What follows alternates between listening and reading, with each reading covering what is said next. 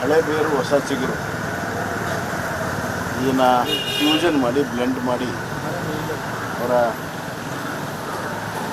ನರೇಂದ್ರ ಮೋದಿ 3.0 ಒಂದು ಹೊಸ ಆಯಾಮವನ್ನು ಕೊಟ್ಟಿದ್ದಾರೆ.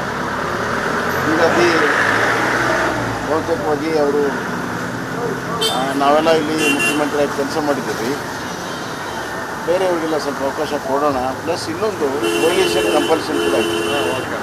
ಕೊಲಿಷನ್ ಕಂಪಲ್ಷನ್ ಕೂಡ ಇದ್ದಿದ್ದರಿಂದ ನಾವೆಲ್ಲ ಹಿರಿಯರು ಸಹಕಾರ ಮಾಡಬೇಕು ಅವರ ಕ್ಯಾಬಿನೆಟ್ ಫಾರ್ಮೇಷನ್ನಲ್ಲಿ ಅಂತ ಅವರು ನಮ್ಮನ್ನು ನಿರೀಕ್ಷೆ ಮಾಡಿದ್ರು. ಅದೇ ತಕ್ಕಾಗೆ ನಾವು ಕೂಡ ಸಂಪೂರ್ಣ ಸಹಕಾರವನ್ನು ಕೊಟ್ಟಿದ್ದೆವು. ಎಲ್ಲಕ್ಕಿಂತ ಮುಖ್ಯವಾಗಿ ನಮಗೆ ಗುರಿ ಇದ್ದಿದ್ದು, ನಾವು ಚುನಾವಣೆ ಸ್ಪರ್ಧೆ ಮಾಡಿದ್ದು, ಚುನಾವಣೆಯಲ್ಲಿ ನಾವು ಕೆಲಸ ಮಾಡಿದ್ದು, ಮತ್ತೊಮ್ಮೆ ನರೇಂದ್ರ ಮೋದಿಯವರು 3ನೇ ಬಾರಿ ರಾಷ್ಟ್ರದ ಪ್ರಧಾನಮಂತ್ರಿಗಳಾಗಬೇಕು ಮತ್ತು ಈ ರಾಷ್ಟ್ರವನ್ನು ಭವ್ಯ ಭವಿಷ್ಯದಗೆ ಆರ್ಥಿಕವಾಗಿ ಸಾಮಾಜಿಕವಾಗಿ ಸದೃಢ ಭಾರತವನ್ನು, ನವ ಭಾರತವನ್ನು ಕಟ್ಟಬೇಕನ್ನುವಂಥದ್ದು ಏನು ಮುಖ್ಯ ಗುರಿ ಇತ್ತು ಅದು ಸಾಧ್ಯ ಆಗಿದೆ. ಆ ದೊಡ್ಡ ಗುರಿಯಲ್ಲಿ ನಾವೆಲ್ಲರೂ ಕೂಡ ಸಂತೋಷ ಪಡಬೇಕು. ನಮ್ಮ ಆಕಾಂಕ್ಷಿಗಳು ಏನೇ ಇದ್ದರೂ ಕೂಡ ಅದರಲ್ಲಿ ನಾವು ಸಮ್ಮಿಲನ ಮಾಡ್ಕೊಂಡ್ವಿ. ಈಗಾಗಲೇ ಸಚಿವರ ಪಕ್ಷ 5ಕ್ಕೆ ಸೋಮಣ್ಣ ಅವರಿಗೆ ಸಿಕ್ಕಿರ್ತಕ್ಕಂಥದ್ದು ಏನು ಆಶ್ಚರ್ಯವಿಲ್ಲ. ಸೋಮಣ್ಣವರು ಕೂಡ ಹಿರಿಯ ರಾಜಕಾರಣಿ.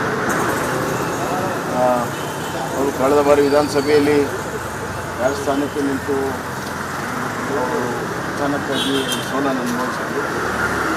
Is a fighter. Somanna is a fighter.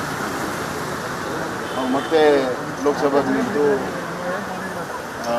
ಅತ್ಯಂತ ನಡಿ ಈಗ ಶುರು ಮಾಡೋಣ. ಕೇಸರಿಯಿಂದ ಮನೋಲ್ಲಾಸ ಮನಸ್ಸು ಮತ್ತೇರಿ ಕುಣಿದಾಡಿದೆ ನೋಡು, ಮನಸ್ಸು ಮತ್ತೇರಿ ಕುಣಿದಾಡಿದೆ ನೋಡು. ಕ್ಷಣ ಕ್ಷಣವೂ ಆಚರಿಸಿ ಕೇಸರಿ ಹಬ್ಬ. ವಿಮಲ್ ಬಾಯಲ್ಲಿ ಹೇಳಿ ಕೇಸರಿ ಮಾಡ್ಕೊಂಡು ಈಗಾಗಲೇ ಸಚಿವರ ಪಕ್ಷ 5ಕ್ಕೆ ಸೋಮಣ್ಣ ಅವರಿಗೆ ಸಿಕ್ಕಿರ್ತಕ್ಕಂಥದ್ದು ಏನು ಆಶ್ಚರ್ಯವಿಲ್ಲ. ಸೋಮಣ್ಣವರು ಕೂಡ ಹಿರಿಯ ರಾಜಕಾರಣಿ. ಅವರು ಕಳೆದ ಬಾರಿ ವಿಧಾನಸಭೆಯಲ್ಲಿ ರಾಜಸ್ಥಾನಕ್ಕೆ ನಿಂತು ಅವರು ಅಚಾನಕ್ಕಾಗಿ ಸೋಲನ್ನು ಅನುಭವಿಸಿದ್ರು. Is a fighter. Somanna is a fighter. ನಾವು ಮತ್ತೆ ಲೋಕಸಭೆಗೆ ನಿಂತು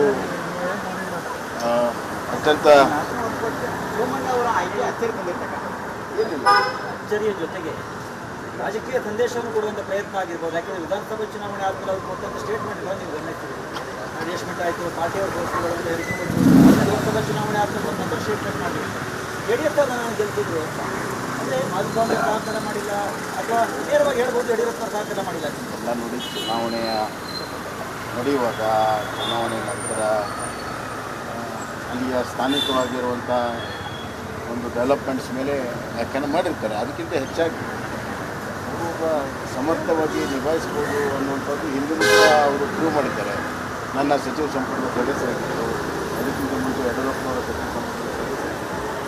ಇಂಡಿಪೆಂಡೆಂಟ್ ಬೆಂಗಳೂರಲ್ಲಿ ಆಸೆ ಬಂದವರು 5 ಸತಿ ಬೆಂಗಳೂರಲ್ಲಿ ಆಸೆ ಬಂದವರು. ಹೀಗಾಗಿ ಅದೆಲ್ಲ ಹಿರಿತನ ಎಲ್ಲ ಅದು ಕೌಂಟ್ ಆಗಿದೆ. ಉತ್ತರ ಕರ್ನಾಟಕ ಭಾಗದಲ್ಲಿ ಜಾಸ್ತಿ ಉತ್ತರ ಕರ್ನಾಟಕ ಅನ್ಯಾಯ ಆಗಿದೆಯಾ ಅಂತ ಅನ್ಸುತ್ತೆ. ಬಾಲಾದೇಶ್ವರಿಗೆ ಒಪ್ಪಿಗೆ ಕೊಟ್ಟಿದ್ದಾರೆ ನೋಡಿ. ನಮ್ಮ ಪಕ್ಷ ಯಾವಾಗಲೂ ಕೂಡ ಸಮಗ್ರ ದೇಶ, ಸಮಗ್ರ ರಾಜ್ಯದಲ್ಲಿ ನಂಬಿಕೆ ಇಟ್ಟಿದೆ.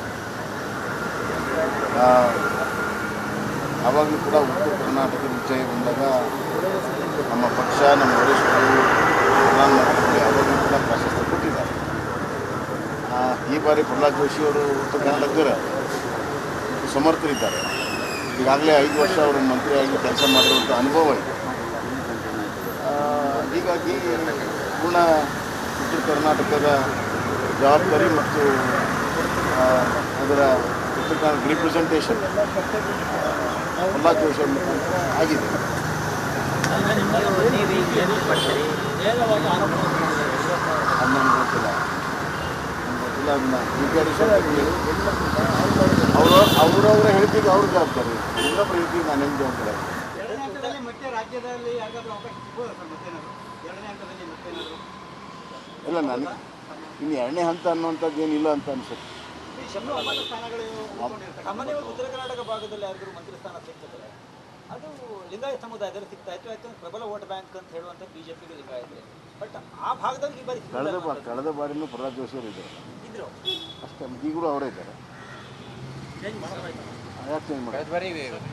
ಇದ್ರು ಹೂಬಾ ಅವರು ಕೊನೆಯಲ್ಲಿ ಕಳೆದ 2 ವರ್ಷದಲ್ಲಿ ಮಾಡಿರೋದು ಅಷ್ಟೇ. ಮುಖ್ಯವಾಗಿ ಕ್ಯಾಬಿನೆಟ್ ಸಚಿವರಾಗಿ ಜೋಶಿ ಅವರು ಇದ್ದರು, ಉತ್ತಮ ನಿರ್ವಹಣೆ ಮಾಡಿದ್ದಾರೆ, ಹಲವಾರು ಯೋಜನೆಗಳನ್ನು ಉತ್ತರ ಕರ್ನಾಟಕಕ್ಕೆ ತಂದಿದ್ದಾರೆ, ಅದಕ್ಕಾಗಿ ಮಾಡಿದ್ದಾರೆ.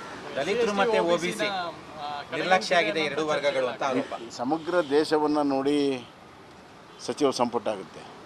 ಕೆಲವು ರಾಜ್ಯಗಳಲ್ಲಿ OBC ಹೆಚ್ಚಾಗಿದ್ದಾರೆ, ಕೆಲವು ರಾಜ್ಯಗಳಲ್ಲಿ ದಲಿತರು ಹೆಚ್ಚಾಗಿದ್ದಾರೆ, ಕೆಲವು ರಾಜ್ಯಗಳಲ್ಲಿ OBC ಮತ್ತು ದಲಿತರ ಇತರರು ಅವಕಾಶ ಸಿಕ್ಕಿದೆ.